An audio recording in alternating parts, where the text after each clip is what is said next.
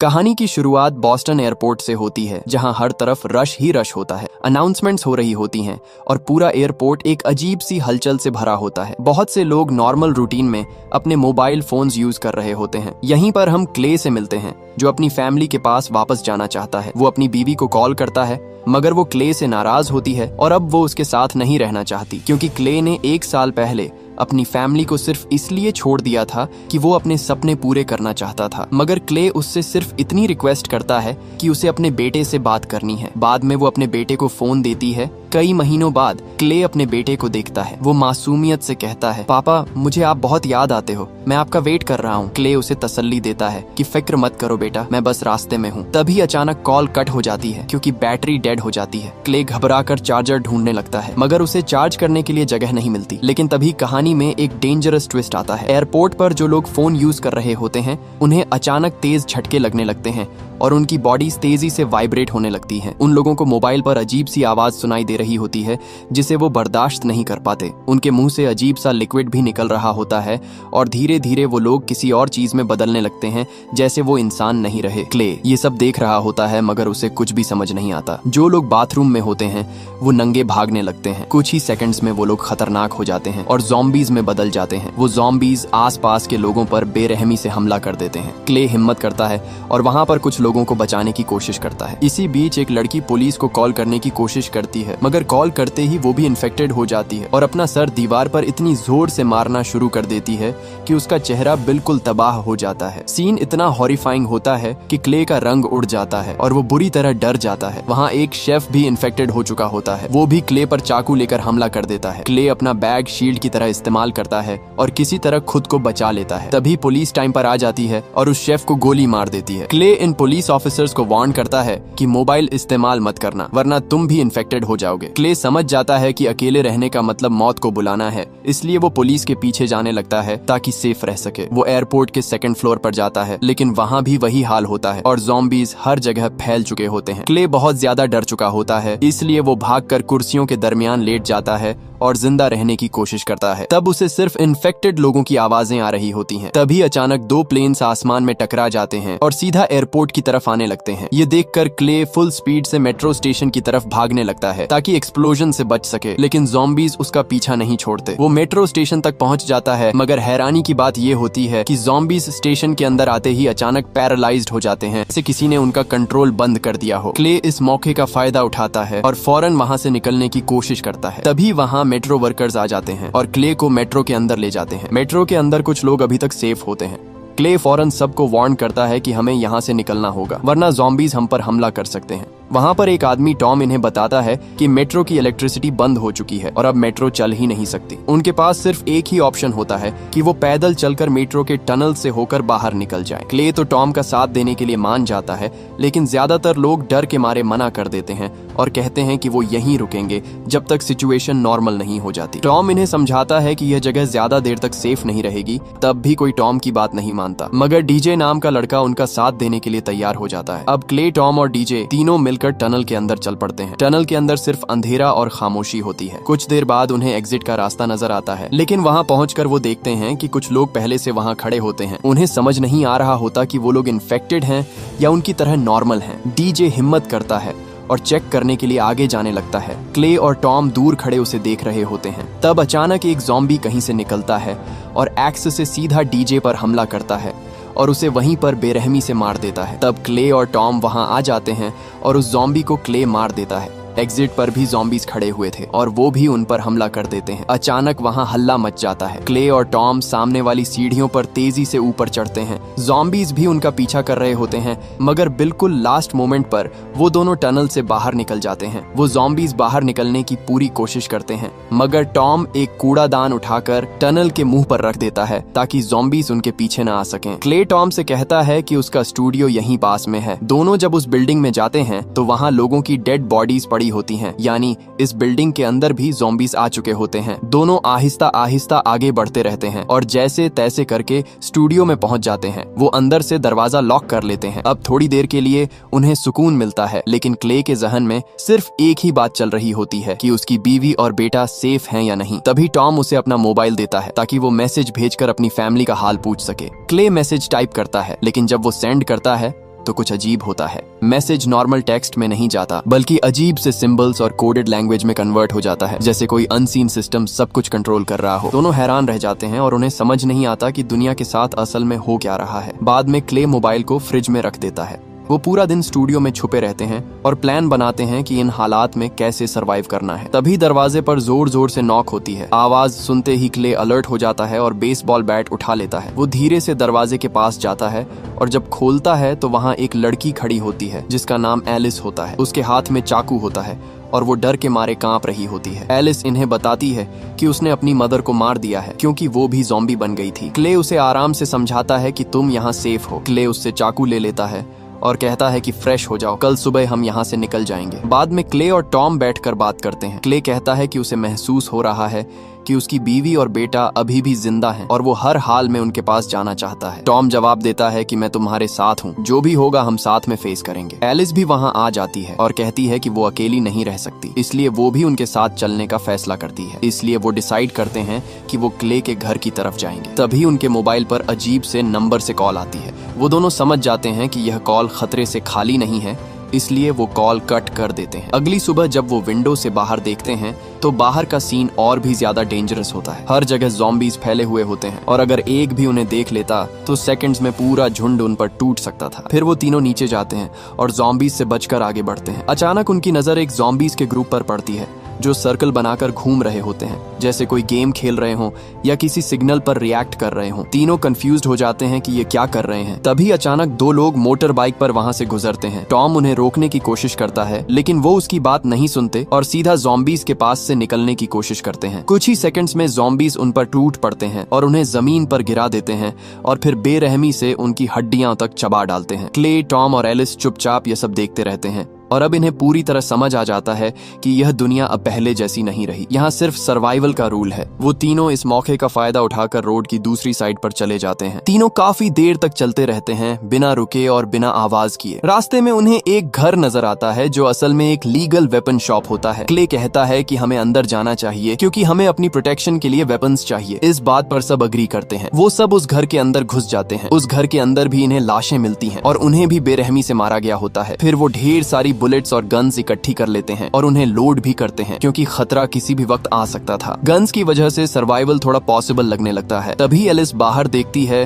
तो उसकी नजर एक लड़के पर पड़ती है जो अकेला झूले पर बैठा होता है। इन्हें लगता है कि यह ज़ॉम्बी नहीं हो सकता क्योंकि ज़ॉम्बीज झूले पर नहीं बैठते। वो उसके पास आहिस्ता आहिस्ता जाते हैं, लेकिन अचानक ट्विस्ट आ जाता है। वो लड़का असल में इन्फेक्टेड ज़ॉम्बी होता है। वो अचानक उन पर हमला करने लगता है, मगर क्ले उसे एक ही शॉट में खत्म कर देता है। लेकिन असल खतरा तो अब शुरू होने वाला था। गोली की आवाज पूरे एरिया में गूंज जाती है और आसपास के सारे ज़ॉम्बीज उनकी तरफ अट्रैक्ट हो जाते हैं। ज़ॉम्बीज को देखकर तीनों भागने लगते हैं, मगर अब ज़ॉम्बीज की तादाद लगातार बढ़ रही होती है। चारों तरफ से ज़ॉम्बीज निकलकर उनका पीछा करते हैं और सिचुएशन कंट्रोल से बाहर हो जाती है। वो काफी देर तक भागते रहते हैं और आखिर एक दरिया के पास पहुंच जाते हैं। वो उन पर गोलियां भी चलाते हैं, मगर एक एक करके ज़ॉम्बीज को मारना इम्पॉसिबल था क्योंकि ज़ॉम्बीज तादाद में बहुत ज्यादा होते हैं। अब उनके आगे पानी होता है और पीछे ज़ॉम्बीज। यहाँ से निकलने का कोई रास्ता नहीं होता। कुछ ही सेकंड्स में ज़ॉम्बीज वहाँ पहुंच जाते हैं, लेकिन उन्हें वो तीनों कहीं नजर नहीं आते। असल में वो तीनों एक पुरानी बोट के नीचे छुप जाते हैं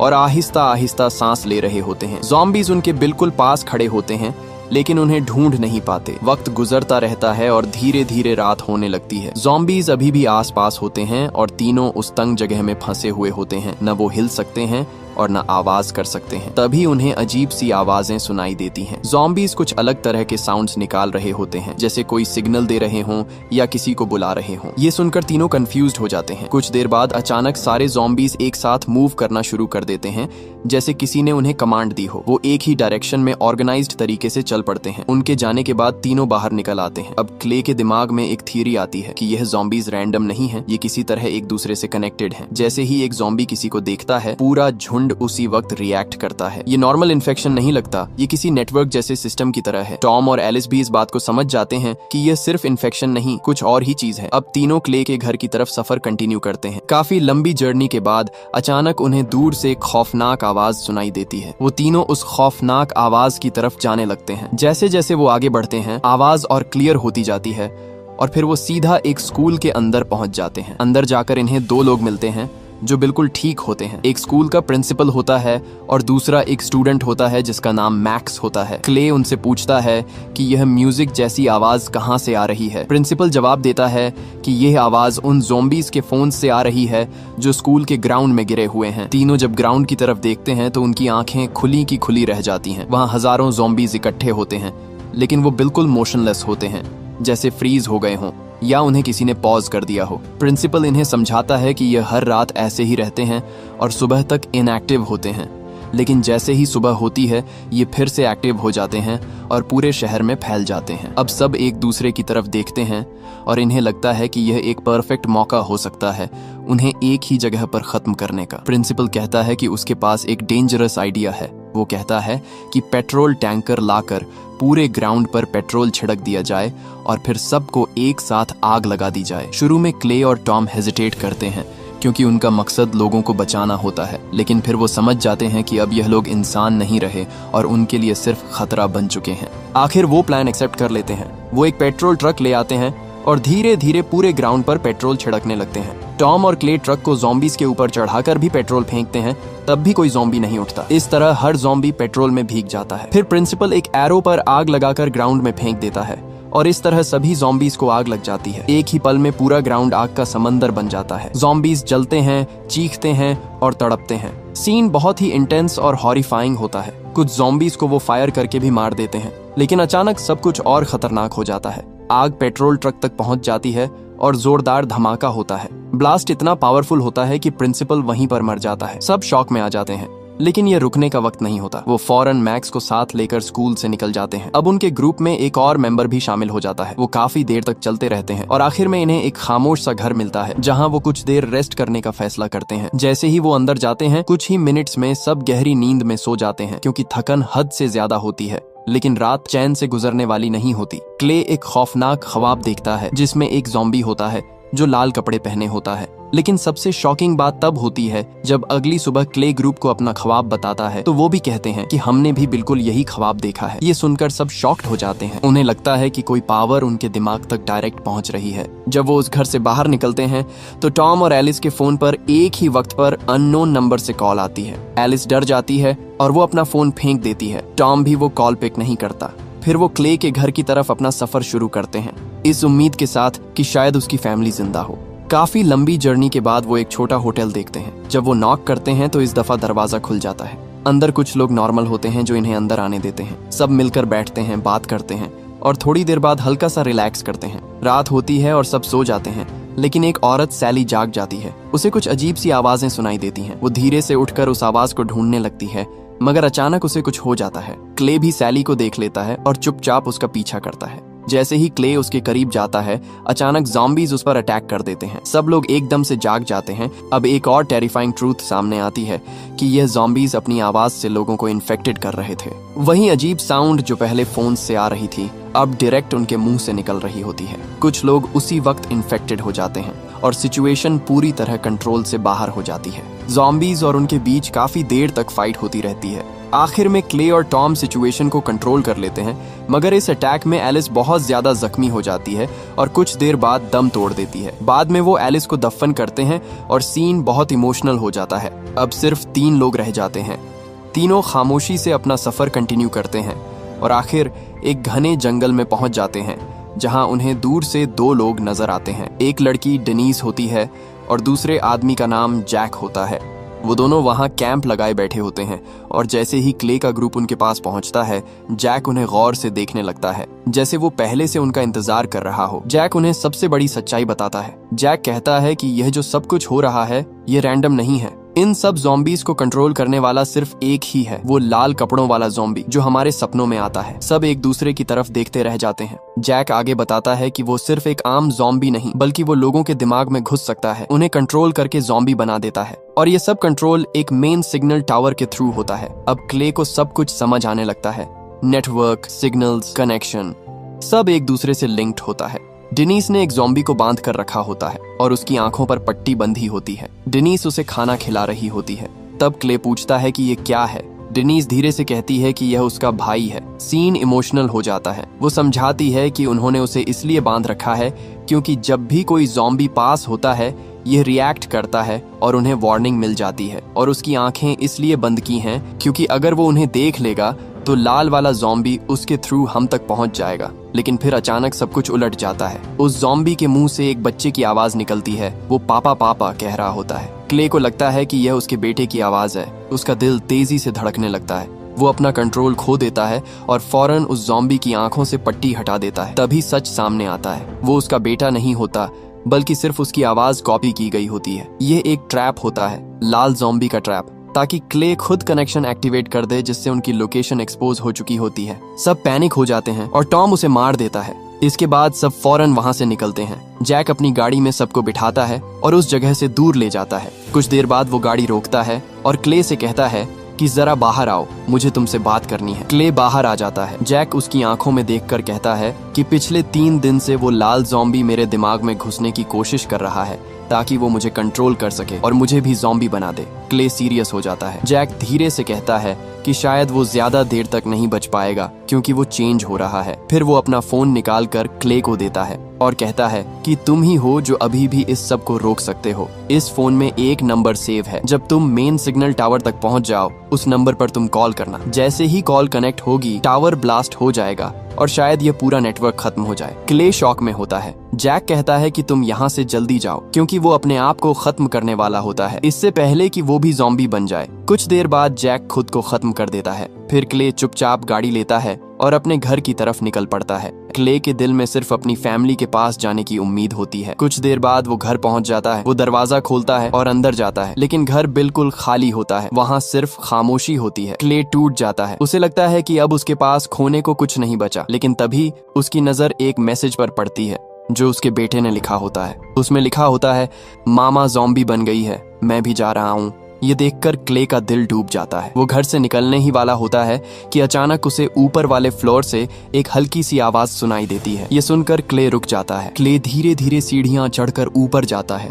उसका दिल जोर जोर से धड़क रहा होता है। वो कोशिश करता है समझने की कि यह आवाज कहाँ से आ रही है। अचानक एक ज़ॉम्बी उस पर अटैक कर देता है और क्ले को नीचे गिरा देता है और काटने ही वाला होता है, लेकिन लास्ट मोमेंट पर टॉम आ जाता है। वो फौरन अटैक करता है और आखिर में दोनों मिलकर ज़ॉम्बी को मार देते हैं। लेकिन जैसे ही वो ज़ॉम्बी का चेहरा देखता है वो हैरान रह जाता है। वो उसकी बीवी होती है। उसकी आंखों में आंसू आ जाते हैं और वो अंदर से टूट जाता है। अब उसके पास खोने के लिए कुछ नहीं बचता। इसी दर्द के साथ वो फाइनल डिसीजन लेता है कि अब वो इस पूरे ज़ॉम्बीज नेटवर्क को खत्म करेगा। प्लान ये होता है कि मेन सिग्नल टावर को उड़ा दिया जाए। वो टॉम को सब बताता है और कहता है कि तुम दोनों यहीं रहो, ये जगह अभी सेफ है, मैं जाकर टावर उड़ाता हूँ और वापस आता हूँ। टॉम मना करता है, लेकिन क्ले का डिसीजन फाइनल होता है। जाने से पहले क्ले अपने दोस्त मैक्स और टॉम से मिलता है क्योंकि इस मिशन में उसकी जान भी जा सकती थी। फिर क्ले अकेला ही सिग्नल टावर की तरफ जाने लगता है और कुछ ही घंटों बाद वहाँ पहुँच जाता है। वहाँ का सीन देखकर वो हैरान रह जाता है। वहाँ हजारों ज़ॉम्बीज होते हैं जो सिग्नल टावर के चारों तरफ घूम रहे होते हैं। क्ले सीधा गाड़ी लेकर